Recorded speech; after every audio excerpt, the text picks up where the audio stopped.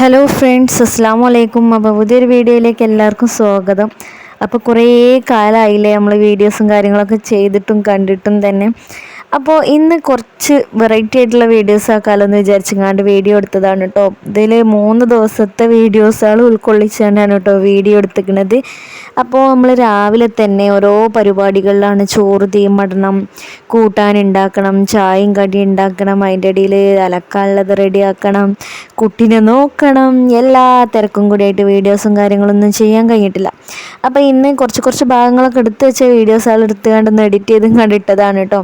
അപ്പോൾ ഇന്ന് രാവിലെ തന്നെ ചോറും കൂട്ടാനൊക്കെ ആയിങ്ങാണ്ട് ഞാനിതാ പോവാണ് കേട്ടോ ബേബിൻ്റെ കൂടെ. ഓഫീസൊക്കെയല്ല, കുട്ടിക്ക് ഭയങ്കര പനി കേട്ടോ. ഇന്നലെ തുടങ്ങിയ പനിയായിരുന്നു. അപ്പോൾ ഒന്ന് ഡോക്ടറെ കാണിക്കാമല്ലോ വിചാരിച്ചിങ്ങാണ്ട് നമ്മൾ വണ്ടൂർ ഗവൺമെൻറ് ആശുപത്രിക്കാണ് കേട്ടോ ഞാൻ പോണത്. അപ്പോൾ ഓൾ ഓഫീസിലേക്ക് പോയപ്പോൾ പിന്നെ അവിടെ ഇറക്കി തന്നു. അപ്പോൾ ഞാനിതാ നമ്മൾ ടോക്കൺ എടുക്കാൻ വേണ്ടി, ടോക്കൺ തന്നെയാണ്, ഷീറ്റ് എടുക്കാൻ വേണ്ടിയാണ് ഇങ്ങനെ വരി നിൽക്കുകയാണ് കേട്ടോ. അപ്പം നമ്മൾ വരി നിന്നിട്ട് കുറേ സമയം നിന്നു കേട്ടോ. കുറേ സമയം നിന്ന് തിരക്കുന്നാലും ഇല്ലേന്നു. പക്ഷെ എന്താ അറിയില്ല, ഓലാക്കം പോലെ എടുത്തന്ന്. അതൊക്കെ കഴിഞ്ഞ് നമ്മൾ ഡോക്ടറെ കാട്ടാൻ വേണ്ടി നിന്ന്, ഡോക്ടറെ കാട്ടിയോടത്തും തന്നെ നല്ല തിരക്കുണ്ടായിരുന്നു, മരുന്നിനും നല്ല തിരക്കുണ്ടായിരുന്നു. പിന്നെ ആമിനാനെ അവിടെ വീട്ടിലാക്കി കണ്ട് തന്നെയാണ് കേട്ടോ പോകുന്നത്. പിന്നെ അതൊക്കെ കഴിഞ്ഞ് നമ്മൾ മരുന്നൊക്കെ വാങ്ങി. ഡോക്ടർ പാരസിറ്റാമോൾ സ്ഥിരം എന്താ ഗവൺമെൻറ്റിൽ തരിക, വേറെ കുഴപ്പമൊന്നുമില്ല കേട്ടോ. പനി മാത്രം ആയതുകൊണ്ട് പോലും തന്നെ പാരസിറ്റമോൾ തന്നെ അഡ്ജസ്റ്റ് ചെയ്തു. പിന്നെ അതും വാങ്ങിക്കൊണ്ട് ഞങ്ങൾ നേരെ വീട്ടിൽ പോയിട്ട് ഞങ്ങൾ രണ്ടാളും.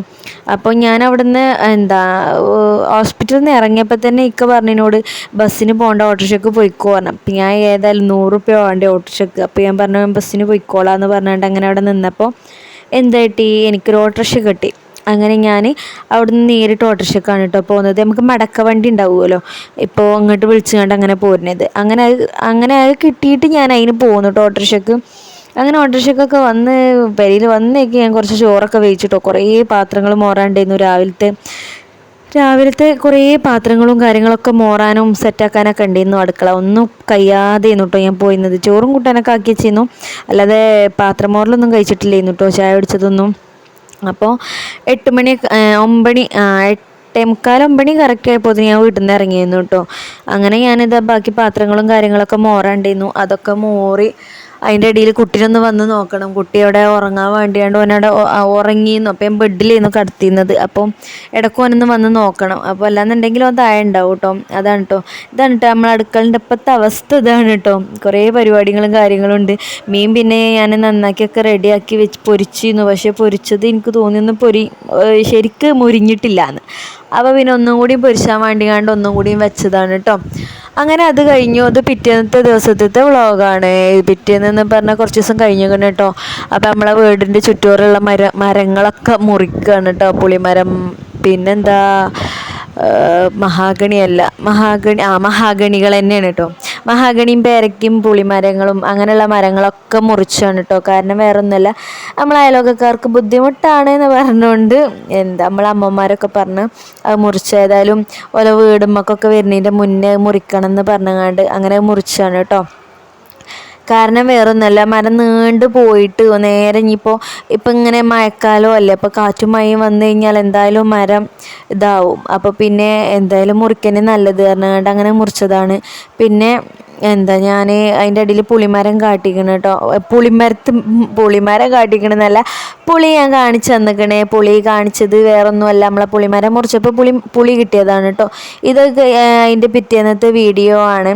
അപ്പം അന്ന് ഞാൻ പപ്പടം പൊരിച്ചതും വാഴക്കുപ്പേരിയും പിന്നെ മീൻകറി ഉണ്ടാക്കാൻ വേണ്ടിയിട്ട് ഉള്ളിയും തക്കാളിയും ഇഞ്ചിയും വെളുത്തുള്ളിയൊക്കെ ചതച്ചതാക്കിയാണ്ടൊക്കെ റെഡിയാക്കാൻ വേണ്ടി വെള്ളത്തിലിട്ടിക്കണ്. പിന്നെ പാത്രം കുറേ മോറാനുണ്ട്. അങ്ങനെ പിറ്റേന്നത്തെ ദിവസത്തെ വീഡിയോയാണ് കേട്ടോ. അന്ന് ചോറായിട്ടില്ലായിരുന്നു. അന്ന് നമ്മളെ മരങ്ങളൊക്കെ മുറിച്ച് ഏകദേശം സെറ്റ് ചെയ്യുന്നു. അപ്പോൾ കുറച്ച് വിറകുണ്ടാക്കാമെന്ന് വിചാരിച്ചങ്ങാണ്ട് ഇമ്മയും വന്നിരുന്നു കേട്ടോ.